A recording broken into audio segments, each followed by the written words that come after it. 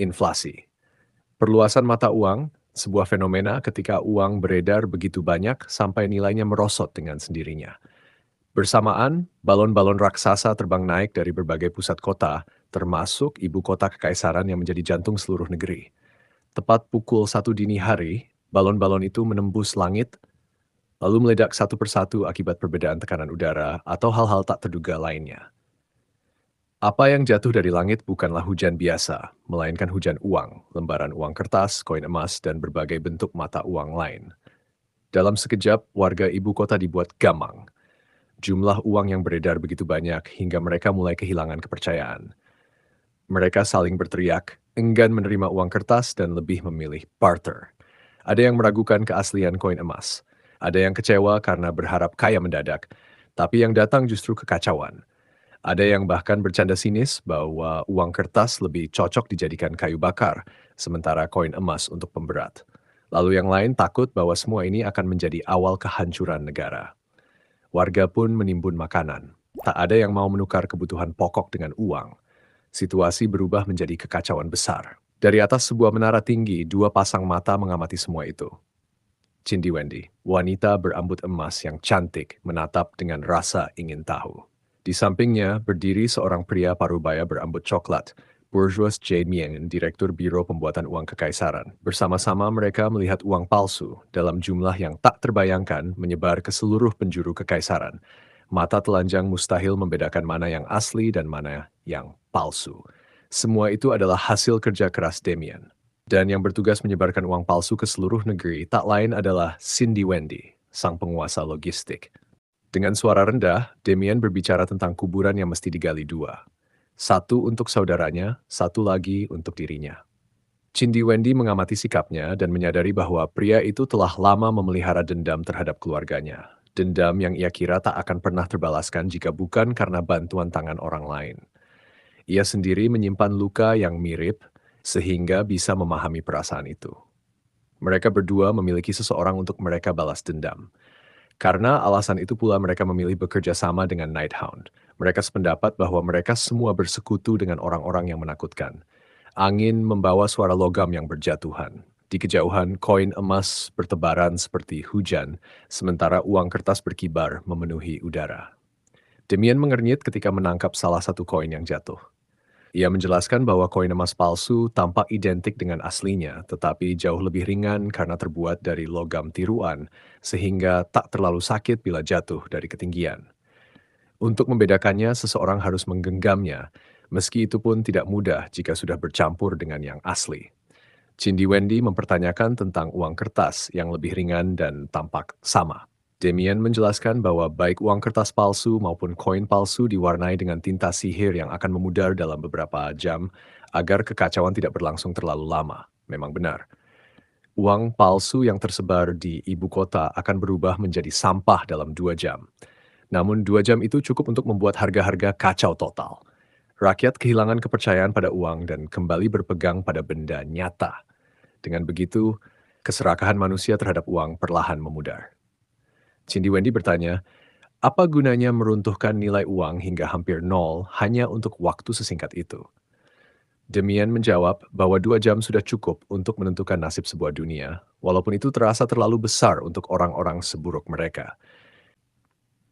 Demian mengepalkan rahangnya. Lalu dengan suara rendah, ia menjawab bahwa semua ini dilakukan untuk seseorang luar biasa, seseorang yang mungkin sedang bertarung mempertaruhkan hidupnya pada saat itu juga. Beliau terpaku. Tidak mungkin. Kenapa pemulihannya semakin lama semakin lambat? Sebanyak apapun uang yang ia hisap, kesehatannya tidak pulih juga. Uang, keserakahan manusia, nilai yang menempel padanya, ada sesuatu yang salah dalam siklus itu. Bagaimana bisa manusia tidak menginginkan uang? Keserakahan mereka tidak pernah ada batasnya. Mengapa ini terjadi? Beliau benar-benar bingung. Bagi dirinya, uang adalah sesuatu yang bisa melakukan segalanya. Tapi kemudian Fikir melangkah maju dan mengatakan bahwa emas bukanlah sesuatu yang maha kuasa. Kata-kata tentang setidaknya 2 jam sengaja dihilangkan. Hanya menunggu waktu sampai brankas terbuka, dan selama itulah seluruh emas dan perak di dalamnya terus kehilangan nilai. Dengan seluruh kekaisaran yang kini tidak percaya pada uang, dunia tiba-tiba berubah menjadi zaman barter. Dan itu membuat semua uang ini tidak berarti sama sekali. Walaupun hanya berlangsung sebentar, kondisi itu sangat penting bagi Fikir. Kilatan cahaya menyambar. 8 taring Fikir yang diperkuat kekuatan ilahi mengamuk ganas di seluruh tubuh beliau. Di belakangnya, Dolores terus-menerus mengirimkan berbagai buff. Ia mengucapkan mantra Lunianus, menyerukan bahwa manusia Lun adalah tuan bebas atas segala hal, sekaligus hamba yang paling taat bagi semuanya. Dua jiwa dengan kehidupan yang berbeda jauh beresonansi pada momen itu. Fikir melepaskan kekuatan Swordmaster tak menahan apapun. Baskerville 8. Aura berputar berkecepatan tinggi dari seorang Swordmaster tingkat menengah, menyayat apapun yang disentuhnya. Tubuh Baj, semangat seorang manusia super. Tubuh yang ditempa sedemikian rupa hingga menegang seperti tali busur yang ditarik sepenuh tenaga. Serabut otot di seluruh tubuhnya bergerak seperti duri, siap merobek kulitnya sendiri. Matanya menajam mencari titik sempurna untuk menghabisi musuh di hadapannya. Dengan dukungan pada satu jempol kaki, senjata tajam dan berat yang diarahkan lurus ke depan melesat menerjang, hingga tercipta sebuah tebasan yang seolah bisa merobek dunia. Daging berantakan. Aura mengamuk, menghancurkan tubuh belial yang tersapu badai energi itu. Ketika semuanya mereda, Fikir berdiri terengah-engah di hadapan belial. Tubuh Bartolomeo sang inang sudah hancur. Tubuh asli belial yang muncul di atasnya bahkan lebih mengenaskan. Salah satu tanduk tebalnya patah, yang lain retak-retak. Darah hitam memancar dari seluruh bagian kepala babi gemuk yang menjijikan itu. Fikir memerintahkan dirinya untuk memotong leher makhluk itu sepanjang mungkin. Begitu ia mendapat posisi unggul, ia tak pernah membiarkannya pergi. Taring pemburu iblis itu menancap tanpa ampun pada leher sang iblis. Pemandangan seekor anjing pemburu menggigit mati seekor babi adalah hal yang sangat wajar. Namun, beliau tertawa keras di detik-detik terakhirnya. Fikir menyempitkan mata melihat hidung babi raksasa itu bergerak-gerak. Ia bertanya apa yang lucu. Beliau berkata bahwa ia menantikan wajah Fikir yang sebentar lagi akan berubah mengerikan. Setelah itu mulutnya terbuka lebar. Asap hitam mulai keluar dari dalamnya. Fikir bertanya dengan wajah tegang. Kemampuan macam apa itu sebenarnya? Di Karabia terdiam sejenak sebelum akhirnya mengungkapkan kebenaran. Ia menjelaskan bahwa kemampuan itu memaksa siapapun yang membunuh Belial untuk membayar harga yang pantas diterima sang iblis. Belial menyetujuinya dengan tawa puas.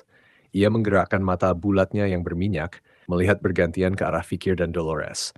Ia menegaskan bahwa siapapun yang membunuhnya akan ikut mati bersamanya, meninggalkan satu orang yang akan meratapi kehilangan rekannya. Dolores hanya terdiam pada awalnya, tetapi kemudian ia menimpali dengan pahit, mempertanyakan mengapa membunuh iblis dianggap dosa. Jika benar dosa, ia bersedia membayar harga itu. Belial mengingatkan ajaran Lun bahwa iblis juga makhluk ciptaan, dan membunuh makhluk hidup adalah dosa. Wajah Dolores sempat menunjukkan keraguan, namun saat itu juga Fikir memotong. Ia memperingatkan agar tidak bermain-main dengan lidah iblis. Dalam satu tebasan cepat, pedangnya mengoyak leher Belial. Darah hitam memancar seperti air mancur. Belial melotot tak percaya, berusaha berbicara, bertanya mengapa Fikir tak tampak takut sama sekali pada dosa yang ia ancamkan.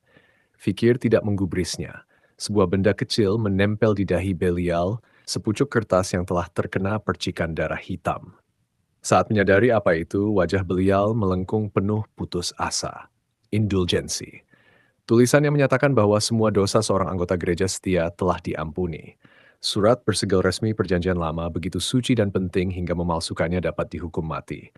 Sekejap, sebuah kenangan masa lalu menyusup ke pikiran beliau. Kenangan salah satu keturunan manusia yang dulu pernah membeli indulgensi itu. Ia teringat seorang lelaki yang datang ke kuil, bertanya apakah pengampunan dosa juga berlaku untuk dosa masa depan. Ketika ditanya dosa besar apa yang hendak ia lakukan, ia menjawab akan membunuh salah satu babi tetangganya. Pendeta itu memberinya indulgensi, menganggapnya sangat beruntung hanya demi nyawa seekor babi. Besertanya terdengar hentakan palu tanda pengampunan. Indulgensi yang sama itulah yang kini menempel di dahi beliau. Dan Fikir membelinya di masa lalu dengan harga hanya satu keping emas. Belial, iblis agung yang turun untuk menghancurkan umat manusia, makhluk yang menguasai semua kekayaan dunia, kini hidupnya dipatahkan oleh selembar indulgensi seharga satu koin emas. Fikir menutup semuanya dengan satu kalimat singkat, menyebut Belial makhluk tidak berharga. Lalu pedang iblis Beelzebub melukis lengkungan pendek di udara. Dalam sekejap, kepala Raja Iblis keenam jatuh ke tanah.